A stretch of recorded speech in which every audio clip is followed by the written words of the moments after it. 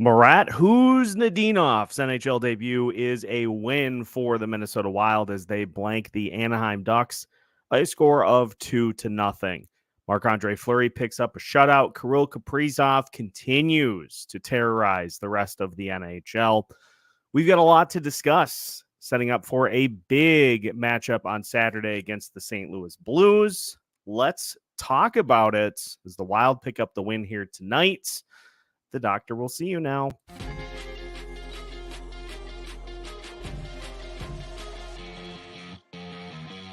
You are Locked On Wild POSTCAST, part of Locked On Minnesota on the Locked On Podcast Network. Your team every day. What's happening, everybody? Welcome into tonight's Locked On Wild POSTCAST as the Minnesota Wild pick up a 2-0 win over the Anaheim Ducks. And the Wild are now 4 points out of that final playoff spot in the West. Vegas Golden Knights are playing tonight. They lead Calgary by a score of 1-0. We got a lot to talk about in tonight's game against the Ducks. Let's start it by talking about the debut of one Marat Khusnutdinov. Khusnutdinov, I thought, played great. And I think the best part about Khusnutdinov's debut is that he can offer more than he showed tonight. But he was still super solid in what he did by winning faceoffs, by blocking shots, by just not looking out of position while he was out there on the ice. And if he can just do that at minimum, he's going to be a good player for this Minnesota Wild team. And this, I think, perfectly underscores what has been the biggest issue with a few different pieces in this Wild lineup, is that if you can just at minimum provide effort in some area, as opposed to simply skating around and getting some exercise, the fact that Khusnutdinov came in and I thought was better than Freddie and saved the hit that Marcus Johansson had that knocked Radko Gudas out of the game. I thought he did a lot of things that were more noticeable than the Marcus Johansson experience. And so if he can just continue to do those things and add the offense, he's going to be a welcome addition to this team. And the thing, folks, that I think surprised me most about Khusnutdinov is the speed. I knew coming in he was fast. That dude has some absolute wheels in his arsenal. And so that is, I think, another super encouraging thing about what Khusnutdinov brings to the table is that speed plays. That speed is going to play so well in this lineup. And so it now is just a matter of putting him in positions to succeed. And even if it ends up that Marcus Foligno is his line mate at least for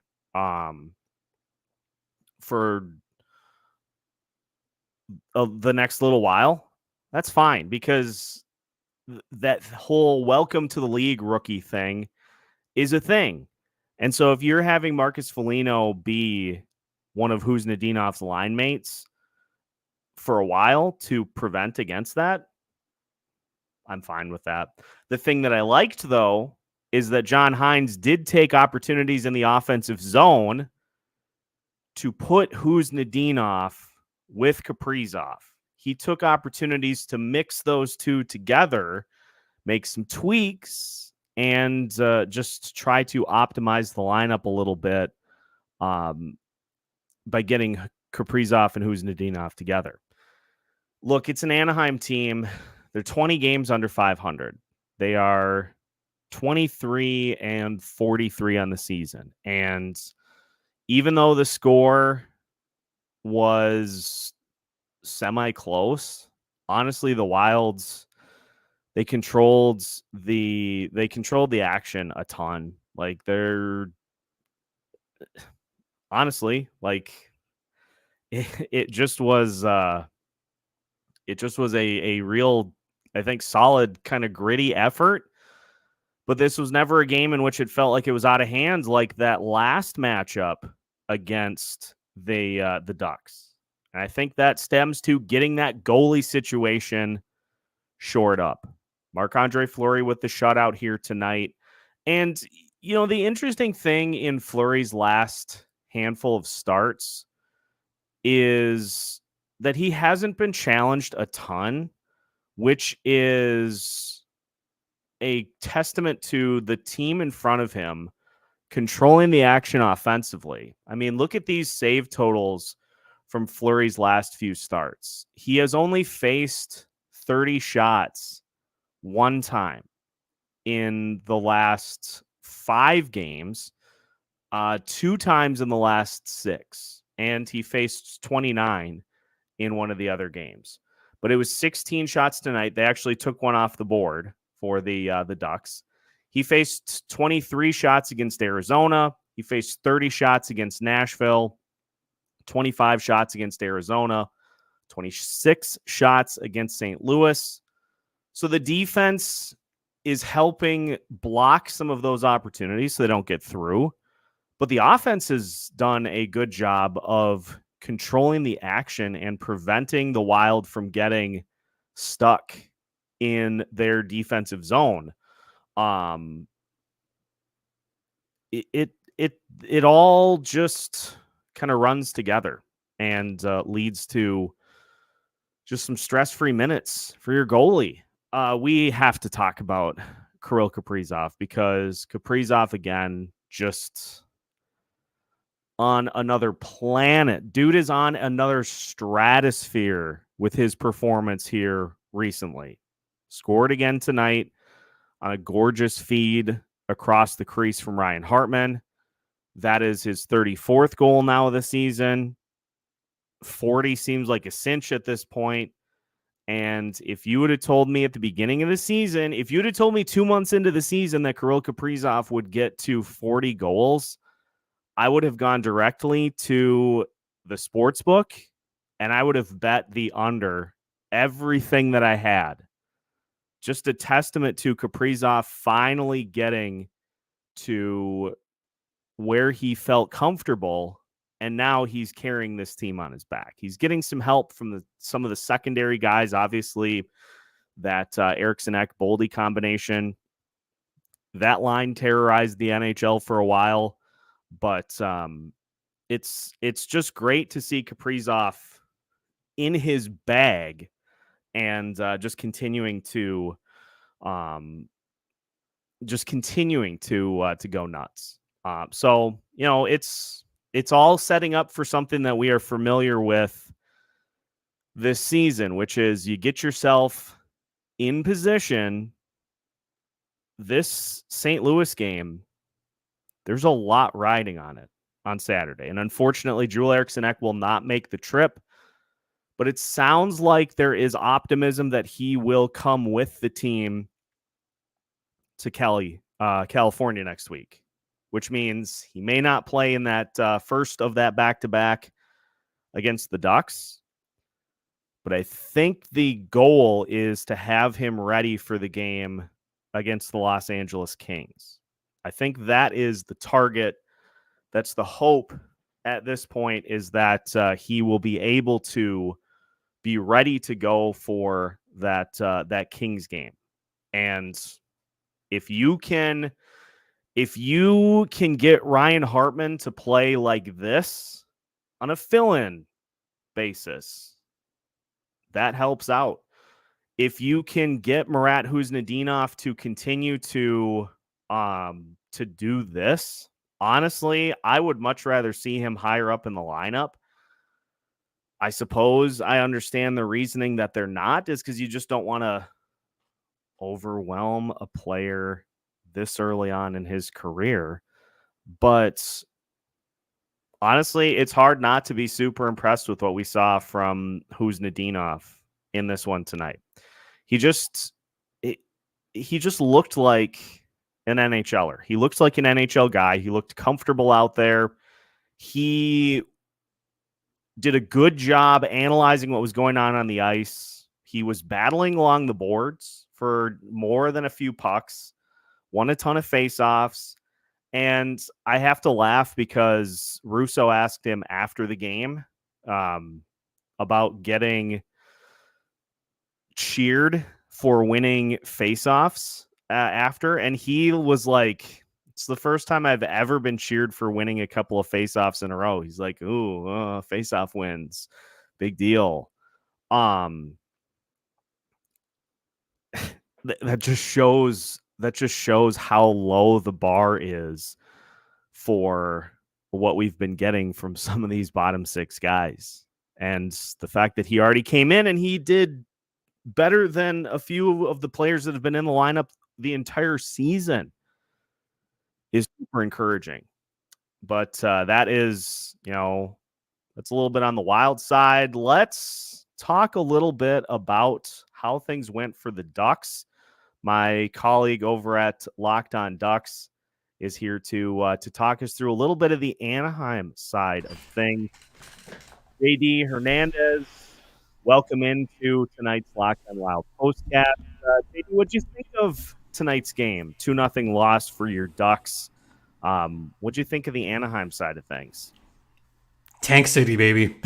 I mean, that's the first thought. Is the elimination number is down to 5. So we're getting close to that possible number 3 pick, hopefully number 1 pick. Yeah, that Celebrini would look great in any uniform, but he would look particularly good in a Ducks uni, I think. Anything but Chicago. Yeah, 100%. Talk to me a little bit about Lukas Dostal. Gave up 2 goals tonight. Young goaltender getting some time, alternating with John Gibson. What'd you think of his performance tonight, and what do you think about what he has been able to do so far in his young career? Dostal, I think, has been someone that really came out of his shell a couple of years ago. He spent some time in San Diego. I thought he had a pretty solid game.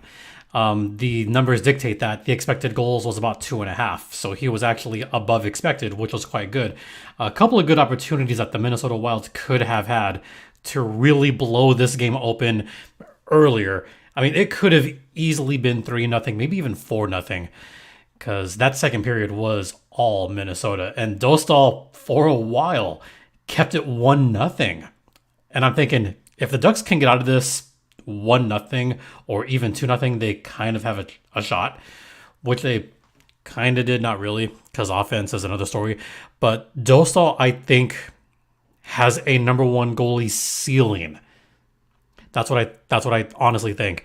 The lateral movement is there, the quickness is there, and also he's starting to take some risks and play the angles better than he was a couple years ago. So I liked his game overall. It was fine. They just couldn't back him up. Yeah, it's just, you look at some of the guys that are out of the lineup for this Ducks team right now, and just the inability to really control the zone in that second period, especially. I think the shots were somewhere in the 15-3, 15-2. Yeah, that's tough.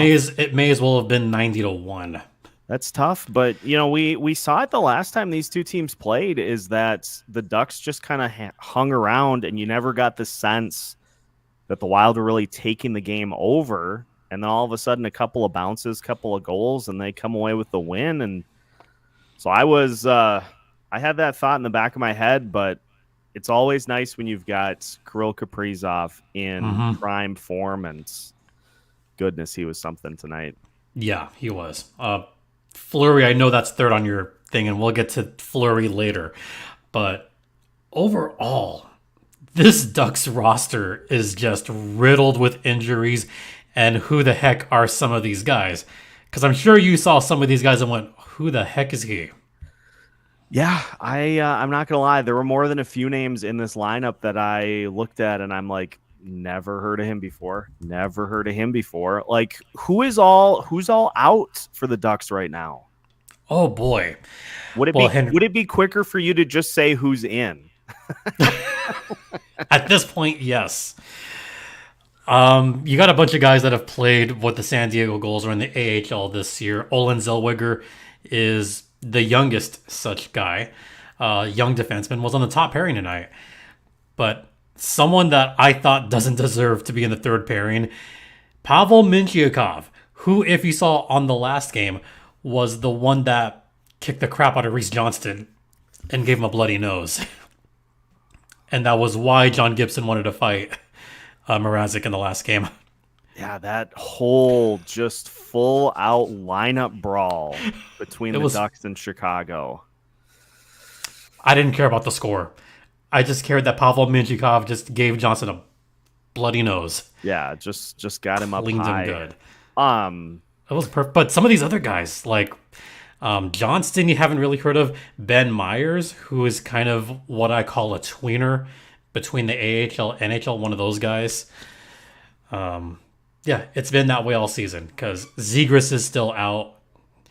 Leo Carlson is still out. So already right there, that's two high-powered forwards that you're missing from your lineup that can make a huge difference. When you're missing a lot of your top six, that makes a big difference.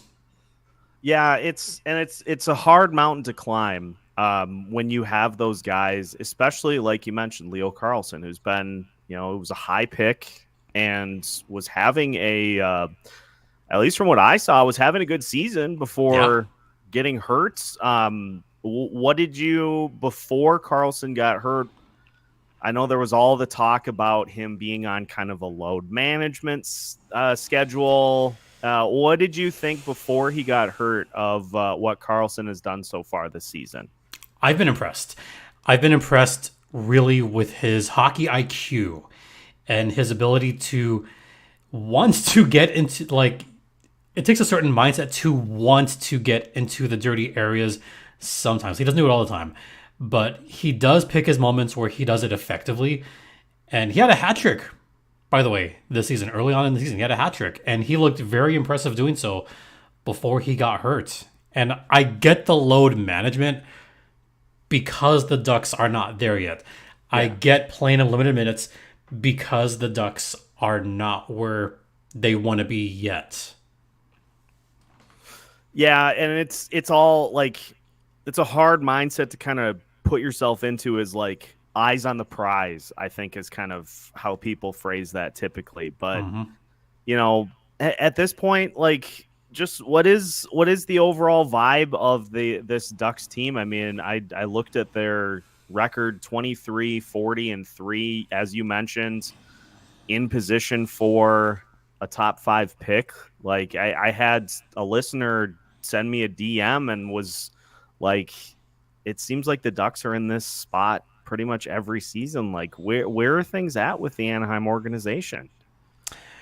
Remember when you first took over from Locked On Wild, and we did a postcast, and I said the Ducks were a couple years away from being in a playoff spot, and this was 2-3 years ago, because I truly thought that. I think part of it is they went a year behind their scheduled rebuild because former GM Bob Murray was around a little bit longer than people would have cared to see. Dallas Eakins stuck around a year longer than we all thought and frankly should have been. So I think there's been some slowdowns to this rebuild that I think did not need to happen. That being said, Greg Cronin is doing whatever he can with the pieces that he has right now. And it's gone about as I thought, considering the injuries, considering that they were sellers by December. And considering, especially that trade in January, like the one that turned the world upside down, the Jamie Drysdale trade. As soon as that trade happened, I knew, like, well, they're kind of mailing in the season and hoping for next year when all these great prospects, more great prospects come in. So I think where we're at is hoping for the future. Yeah, that whole situation, and just for Locked On Wild listeners, obviously that was a big trade with the Philadelphia Flyers because they had a top end prospect who just didn't want to play there, and so you trade Jamie Drysdale to go get a guy that factors heavily into the mix. You're hoping in the next couple of seasons, like. That's just the teams in this position. It seems like that is always the kind of the general consensus is the moment things tilt, like let's pivot and move our direction further down the line a little bit. Yeah, I mean, that's kind of what we have to hedge our hopes on right now, right? Yeah, 100%. I just love, and I'm not ignoring you, comment section. I see you in there asking questions about Marat Khusnutdinov's height, and we've gotten everything from like 4'2" to 7'13". It was obviously Marat Khusnutdinov's debut tonight, JD, and there are just a couple of guys in this Wild lineup who give us like the cardio minutes on a nightly basis. And so something that I'm sure you are very familiar with over these last couple of years, like you see a young player come in and they bring like that excitement, they bring that buzz. Marat Khusnutdinov, I thought, did that tonight. And, honestly, I'm excited because I think there's a lot more that he can do on offense, but really just, I thought, impressive considering the last player to wear number 22 for the Wild was Kevin Fiala. I thought he just looked like he belonged at the NHL level. Just his first game in. How do you pronounce his name again, by the way? Khusnutdinov. Okay, that's because I know they kind of butchered it shortly on the Ducks broadcast.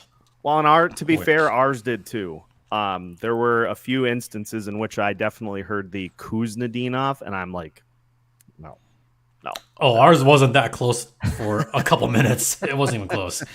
But Marat looked good. Yeah. I was pretty impressed. Like, he's got a motor on him, and that's someone else that kind of isn't afraid to get his body in there. Like, you kind of need that a little bit. You need those guys that go to the corners and can battle for pucks. And dirty areas, baby, dirty areas. Dirty areas win you games every time. But we've got guys like, good.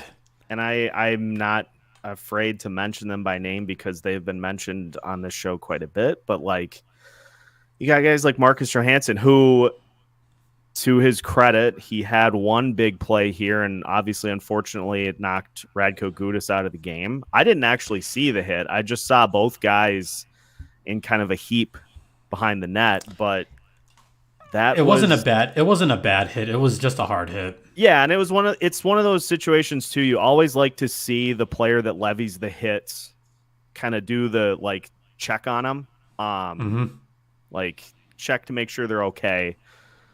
But that was his main contribution tonight. Freddie Gaudreau just continues to kind of do his thing. Yeah. So I don't know. We're super excited for Khusnutdinov and what he can bring to the table because he just has already exceeded that bar, which was right about here to start. Oh, come on. It's a little higher than that. Like, if you're just trying to exceed those two guys, you check in right about here. He was tonight probably about here. So keep that rolling. You'll put yourself in a good spot. I should not be reading your comments, by the way, because they make me laugh so much. The comment section is always a fun vibe. And, we give some thoughts to kind of start the postcast here.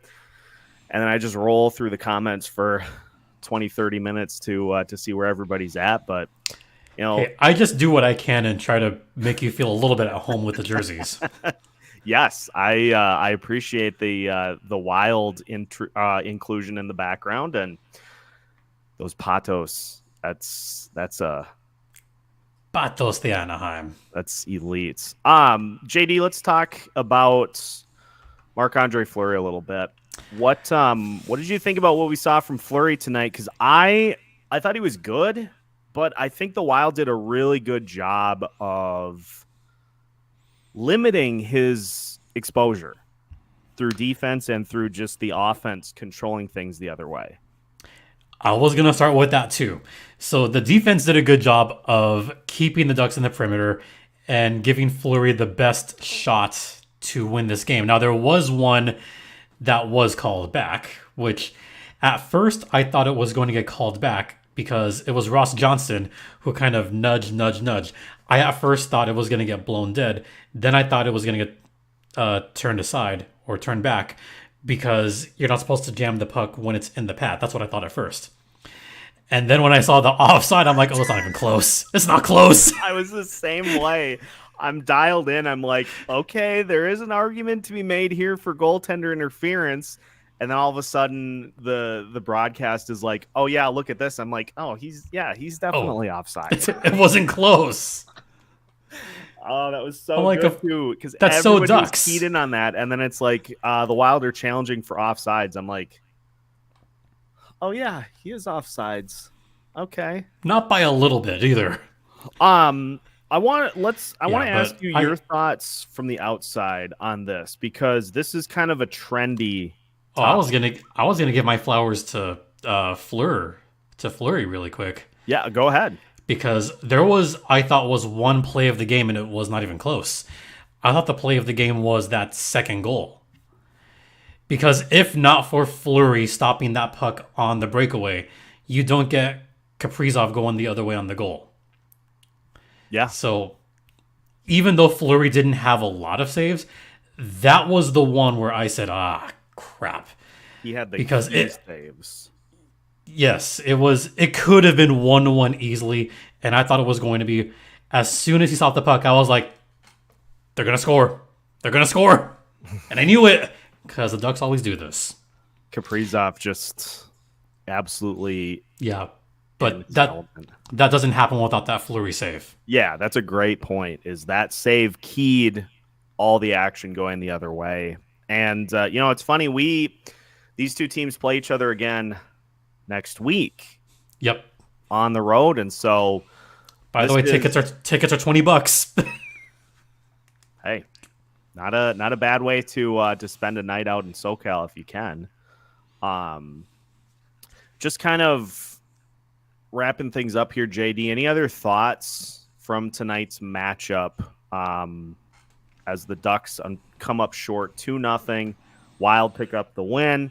They're 4 points out of the second wild card spot. Mm-hmm. Vegas is getting their faces caved in right now by the Calgary Flames. I'm assuming there are some empty netters that have pushed that out to a 4-1 lead for the Flames. So that is good for us. But and any thoughts? I'll go from an outsider's perspective on this because I think I don't know if you were going here. The Wild look like a team that defensively, even though it's the Ducks and the Ducks are not a good offensive team, if they can keep up that defensive intensity for their final 16, 17 games, Minnesota has a shot. They have a shot to overtake one of those teams. And if I was to pick a team they could overtake, SoCal fans are going to hate me for this. They have a better shot of overtaking the Los Angeles Kings than the Vegas Golden Knights. See, I agree. Like, I know Vegas has been in a tailspin here recently, but that Los Angeles Kings team is... It's an interesting one. They're a question mark. They have been all season long. Like, they sometimes don't know how to handle their rookies. They sometimes don't know how to handle players that go up and down between the AHL and the NHL. Like Samuel Fagemo should be in the NHL and he's not. I still don't know what's going on there. So I think it's going to be really interesting to see how the Kings do their next 5 to 6 games, because I think they are must-win games for Los Angeles. I think Nashville's kind of a hot team. I think they're going to overtake that first wildcard spot or stay that first wildcard spot. But between Vegas and the Kings, if I had to choose between the two that could get overtaken, I'd be the Kings. Just because Vegas and their cap shenanigans and elite rosters and all that stuff. They're Mark Stone just waiting in the wings to resuscitate them back to his spleen will heal in 4 weeks. That is one of the great mysteries of our time, is how they continue to be able to find ways to do that without really suffering any consequences. Key games for the Kings coming up. They play the Dallas Stars on Saturday. Mm-hmm. They play Tampa Bay. They play Vancouver, Edmonton, Calgary, Winnipeg, Vancouver again, Calgary. And that's again. why I say they have a more likely shot to fall out of the playoffs. They got a tough schedule. I like your line of thinking. I think there is a real sneaky possibility that the Kings trip and end up like Peter Griffin on the sidewalk. So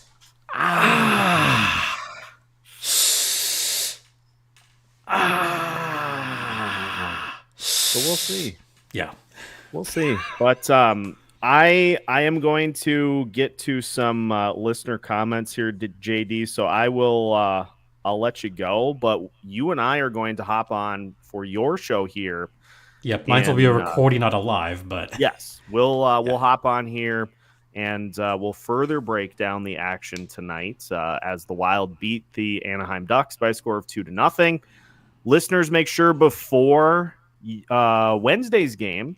Is it Tuesday or Wednesday next week? It's Tuesday. Because I've been given a plug to a certain ticketing app that we use on this network. Yes. And the cheapest tickets are $25 all in. You can see a game. You can watch a game for $5. Yeah, you can watch on Game Time for just having a great time. So, listeners, make sure to check out Locked On Ducks before Tuesday's game. But JD, thanks for hopping in here for a little bit of tonight's postcast, and we will chat with you here in a little bit. Yep, and Seth will be on my podcast on the Friday episode. So wonderful. Yeah. All right, thank you, sir. Let's hop into this. Tonight's Locked On Wild postcast is brought to you by the wonderful people. Should have had this ready. It's okay. I've got like 90 different social media apps up here right now. So we're just going to do this. Tonight's Locked On Wild postcast is brought to you by Ibotta. And if you are looking for some great savings on groceries, you can use the Ibotta app for some instant savings. Start getting cash back on your grocery shopping with the free Ibotta app and get cash back every time you shop. Do you love making money, but also love spending money? Don't we all? You can make money while you spend it every time you shop with Ibotta. Ibotta is a free app that gives you the most cash back every time you shop on hundreds of items, from groceries to beauty supplies to toys. So you can make sure you're beating inflation no matter what you're purchasing. Join the over 50 million users and earn cash back every time you shop from over 2,700 brands and retailers, including Lowe's, Macy's, Sephora, Best Buy, and more. Right now, Ibotta is offering our listeners $5 just for trying Ibotta by using the code LOCKEDONNHL when you register. Just go to the App Store or Google Play Store and download the free Ibotta app to start earning cash back and use code LOCKEDONNHL.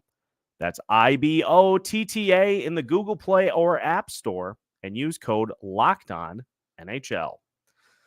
Tonight's Locked On Wild postcast is also brought to you by Robinhood. Did you know that even if you have a 401k or retirement, you can still have an IRA? Robinhood has the only IRA that gives you a 3% boost on every dollar you contribute when you subscribe to Robinhood Gold. But get this, now through April 30th, Robinhood is even boosting every single dollar you transfer in from other retirement accounts with the 3% match. That's right, no cap on the 3% match. Robinhood Gold gets you the most for your retirement thanks to their IRA with a 3% match. This offer is good through April 30th. Get started at robinhood.com/boost. Subscription fees apply. And now for some legal info. Claim as of Q1 2024, validated by Radius Global Marketing Research. Investing involves risk, including loss. Limitations applied to IRAs and 401ks. 3% match requires Robinhood Gold for 1 year from the date of first 3% match. Must keep Robinhood IRA for 5 years. The 3% matching on transfers is subject to specific terms and conditions. Robinhood IRA available to U.S. customers in good standing. Robinhood Financial LLC member SIPC is a registered broker-dealer. Welcome back to tonight's Locked On Wild postcast. Minnesota Wild pick up a 2-0 win over the Anaheim Ducks. And the Wild now 4 points out, thanks to the Calgary Flames beating the tar out of the Vegas Golden Knights. I'm just going to go back and check because, as I alluded to, I think there were a couple of empty netters. No, there was one. Blake Coleman with an empty netter, but Igor Sharangovich, Blake Coleman the first time, and Matt Coronado picking up the goals here in this one tonight. I was dying with JD on while everybody was trying to figure out Marat Khusnutdinov's height. We had everything from 7'2" to 4'8". 4'8". Here's the thing on Khusnutdinov that I have at least been able to gather is that while he may be a little on the smaller side, he is built. That boy is a brick wall. And he uses that. He uses that strength and that physical play to his advantage. Mucking it up with the couple of Ducks players on the boards, trying to go after loose pucks, using some of that physicality to win faceoffs. Honestly, I think the fact that Khusnutdinov played as well as he did defensively and in the faceoff circle, I think is just I'm going to rave about this for an entire episode for tomorrow, probably. I think the fact that he looked as good as he did defensively is super encouraging for his development here as a young player, because he can lean into that. He can continue to make that defensive impact every single time he plays. He's blocking shots. He led the Wild in block shots tonight. That's a guy that I think the other part of this that is key, even though the KHL team that he played on was awful this year, he's a winner. He has that winning mentality in his blood, and somebody that is willing to do whatever it takes to win hockey games. And this, the fact that he was able to inject that into this group, that's going to play. So we should all be, and I know some of my colleagues, I know Jesse Pierce said this on Judd's hockey show, and Judd echoed this sentiment too, to kind of, try to be realistic with our expectations. He's not going to come out and score a hat trick his first game at the NHL level, but I came away very impressed. Great speed, and just he impacted the game in every single area that this team has been sorely lacking. And so I think he has, oh God, I'm going to say it, but we have all been down this road considerably this year. I think he has earned the ability to keep himself in the lineup for Saturday's game. I hope that we don't have to descend into madness again and be like, well, Joel Eriksson Ek is coming into the lineup and Marcus Johansson, Freddie Gaudreau, all the other fourth line guys. Like, it's okay to be excited about a prospect and what he was able to bring in his NHL debut. And it's okay to let him build off of that.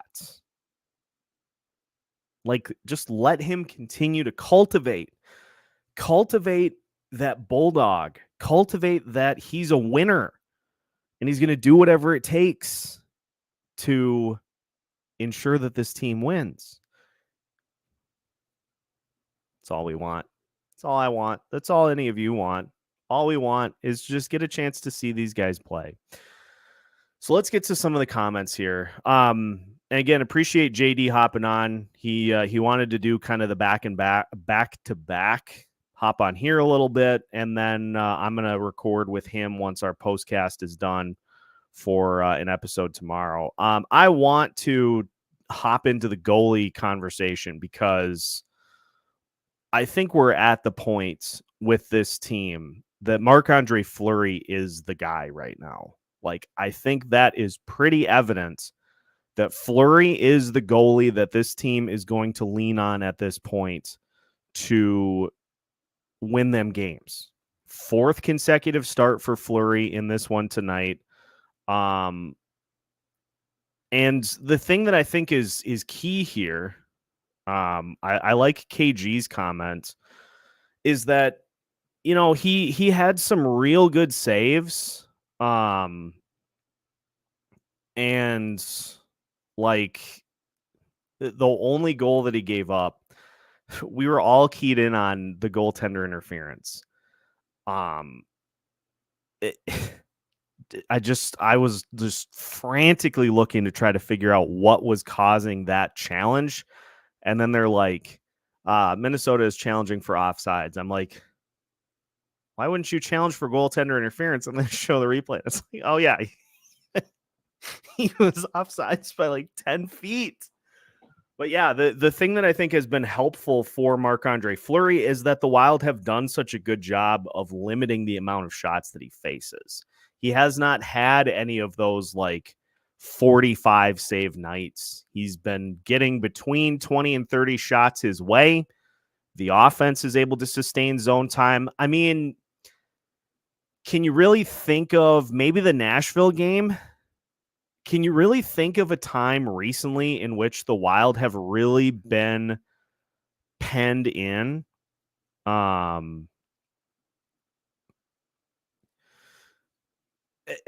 there really been a time where the Wild have been penned in on the defensive end lately? I mean, the other team gets like scoring rushes. Like, they get scoring chances, sure. But there have not been a lot of those instances where the Wild just get sucked in on the defensive side and, can't get out. They've done a much better job of, okay, you're going to get one or two shots, and then we're going to send it down the other way. And that helps too. Like, if you can keep a team to one or two shots and turn up the ice the other way, that just takes pressure off your defense and pressure off your goalies too. Surprisingly, haven't seen any Merrill hate in a while now. Don't hear his name. You know, he's playing well. Honestly, like, and trust me, I'm looking. I'm looking all in fun. There just really hasn't been anything really to point to. Like in tonight's game, he kind of got dog walked for that goal that got waved off. But beyond that, like, honestly, there really just aren't a ton of things that have been glaring about his play. KG's all over it. He had one instance tonight, kind of, but it didn't turn into much. Like, he's been solid. And I think him and Declan Chisholm having some time to gel has helped. But I think those D pairs finally getting solidified to where you're not having guys come in and out of the lineup on a nightly basis. Like, let's keep that in mind too. Is that this decor was a turnstile for a while. There were guys coming in and out of the lineup. You got guys bouncing around. You got guys hopping up in the lineup. You got guys hopping down in the lineup. Since Zach Bogosian came back in, those D pairings have been solid because they've had a chance to play together without crazy amounts of change. I think that's a big part of it. And, we're to the point I wanted to talk about this tonight too, because this honestly really excites me about this team going forward. I know you're not going to supplant the likes of Kirill, Zuccarello, Boldy, Eriksson Ek, and Faber off of that top power play unit unless somebody gets hurt. You've got now, because I saw enough from Khusnutdinov on power play 2 that you let him cook in that spot going forward.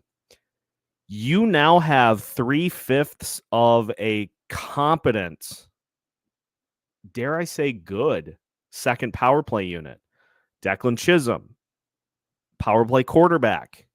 You've got Marco Rossi and Marat Khusnutdinov. Khusnutdinov as the net front guy on that second unit.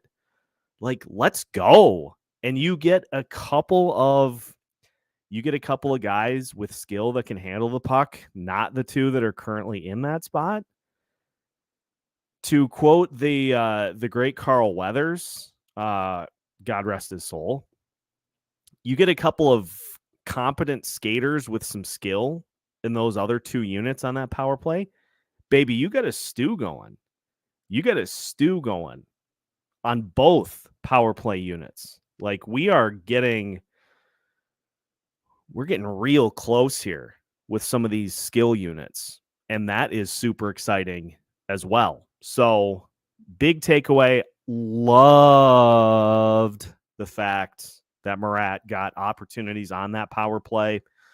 I just was very encouraged by what we saw from Khusnutdinov here tonight. Just real excited to build off of that going forward. I'm starting to get to the point too, people. I know you don't want to abandon a goalie too soon. If Fleury still has this much left in the tank, honestly, if you can go get a young wing for Philip Gustafsson,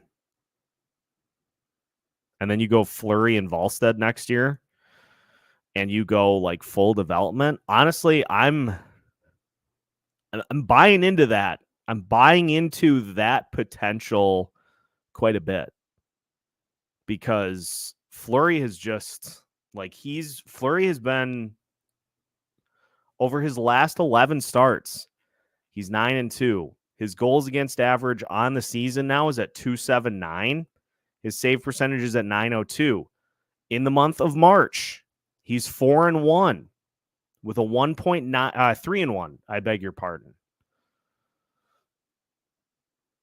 No, that would have to be 4. He's 4-1 with a 1.98 goals against average and a .922 save percentage. The Wild could afford 3 goalies, but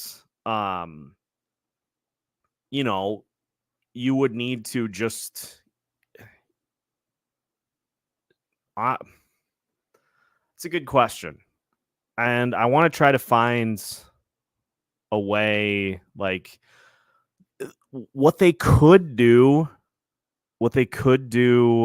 is have Volstead be, your third. He comes up and is with the team for his ELC, which is like, his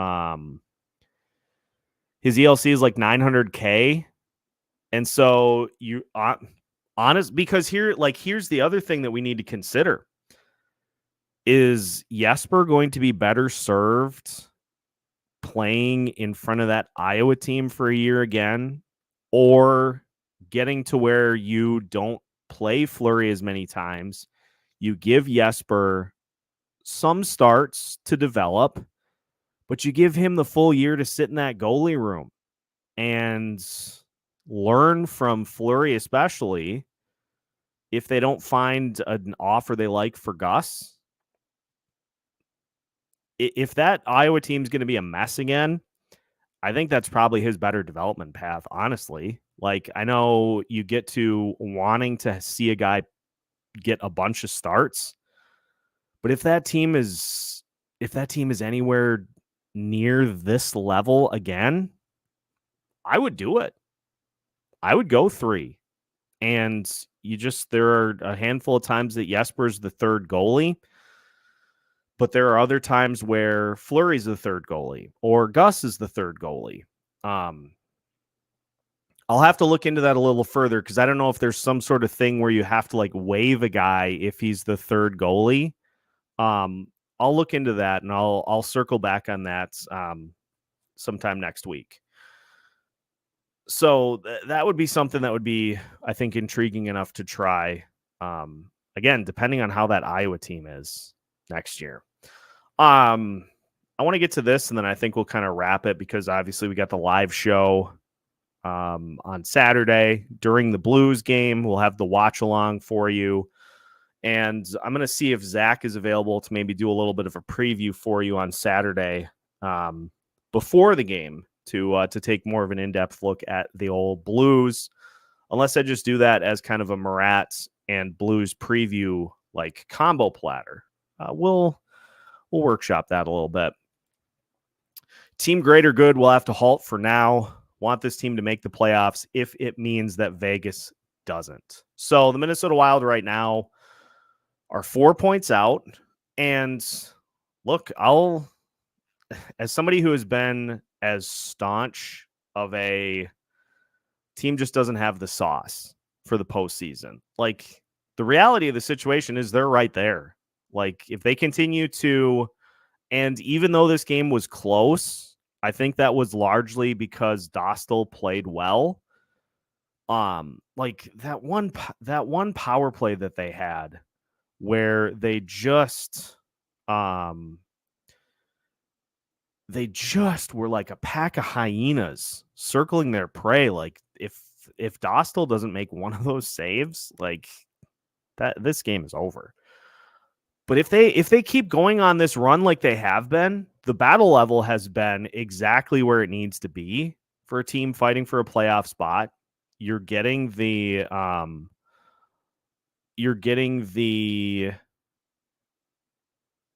play from Kaprizov that you need. You're getting better goaltending. If Marat Khusnutdinov factors in an impactful way, and if Vegas continues to struggle, I mean, they're 3-6-1 in their last 10. They lost tonight to the Calgary Flames. Like, you're right there. So it is looking more and more like Team Greater Good will be pushed to the off season. But we'll continue to walk the path here the rest of the season, regardless of how things play out. Did you get a chance to listen to Worst Seats in the House? Russo teased something about the likelihood of Kaprizov re-signing after his current contract. Said Kaprizov's agent is teaming up with some other agents, and this, for some reason, could be really beneficial to the Wild organization. I had not, as of yet, had the opportunity to listen to that, Hoptics, but I'll do that at work tomorrow. And we'll circle around to that too. Mike is I like where your head's at, Mike, because this is kind of where I'm at too. Like, we've had these instances all season where you win 3 or 4 in a row, you get yourself in position, and then you just don't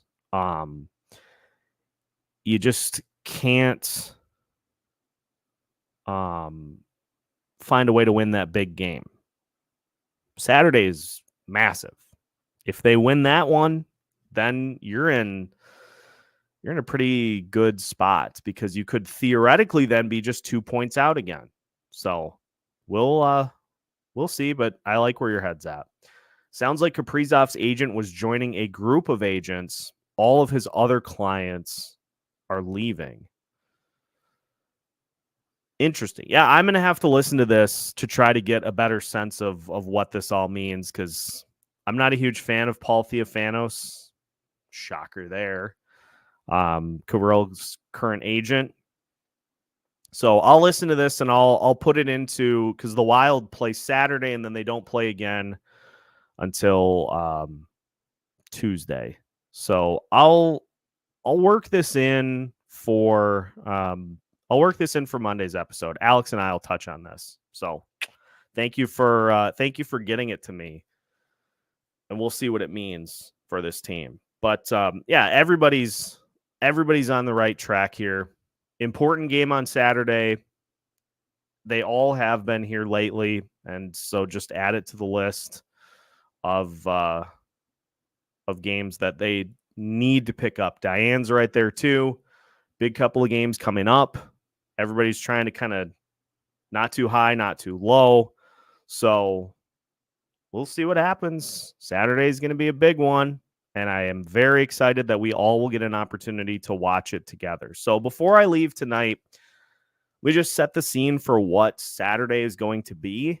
If you have not already had a chance to join these watch-alongs that we do, obviously due to NHL legalities, like I can't have the game on like the screen, but you just pop the game on your TV or your phone or whatever and just hop in the room, and we'll all hang out and hopefully be able to enjoy a fun game, maybe a nice second game effort for Marat Khusnutdinov. We'll just have some fun with it. I may be buying some sort of spicy food or hot sauce. So stay tuned for that, because I'm a glutton for punishment. And yeah, we'll just hang out. We'll have a good time. And we'll then have our Sunday show as per usual. So it's going to be a full weekend of Locked On Wild here for you. So make sure to hit that like button if you haven't already. Make sure to subscribe if you haven't already, so you don't miss out on any of the wide array of content here at Locked On Wild. So make sure to follow along with us. We will cover Marat Khusnutdinov's debut for tomorrow's episode, and we'll get you set for the weekend as well. Appreciate everybody joining here tonight. Again, thank you for all of the support here at Locked On Wild, as this channel just continues to exponentially grow. Every single game, we got new people hopping in, which I absolutely love. So appreciate everybody supporting this channel and supporting this show. We'll keep it rolling into the weekend, but thanks for tuning in, and thank you for making Locked On Wild your first listen each and every day. Smash that like button. Enjoy the rest of your night. We'll see you for our next episode here at Locked On Wild.